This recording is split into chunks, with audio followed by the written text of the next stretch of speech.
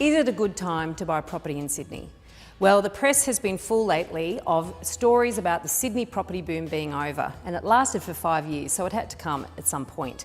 The thing is, what people are talking about now is this boom and bust cycle. They're all waiting for prices to fall or crash even before they buy something. Now, that cycle works in many markets, but in inner Sydney, it doesn't actually happen that way. The thing is, when you are buying property in the inner suburbs of Sydney, and this applies to Melbourne as well, when you buy good quality property, it doesn't fall in value. The curve sort of goes like this, right?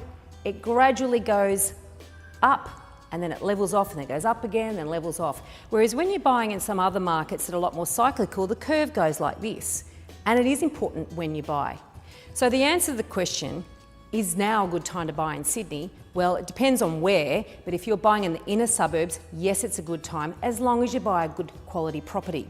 But there is such a thing as seasonality in the Sydney property market. So I'm going to take you through a typical year and give you an idea of what to expect at each point through that year. So when you come back after Christmas in January, there's no stock around because Sydney's a very auction-oriented area and nobody wants their auction campaign to be interfered with by school holidays, summer holidays and Australia Day. So what we find is more stock comes on the market just after Australia Day, and February can be quite a busy month.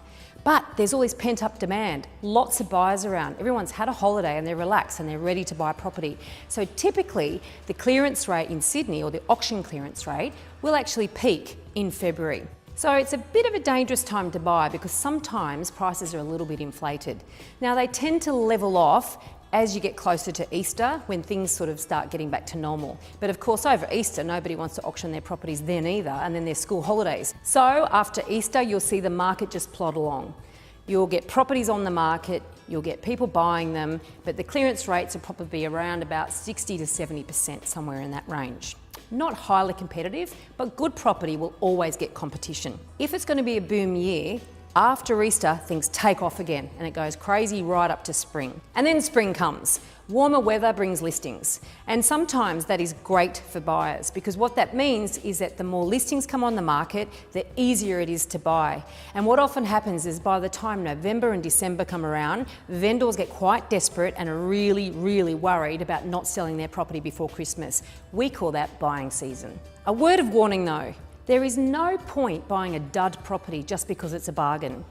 If you're buying in a blue chip area and you found a quality property and you can afford it and you're ready, then the time to buy is now.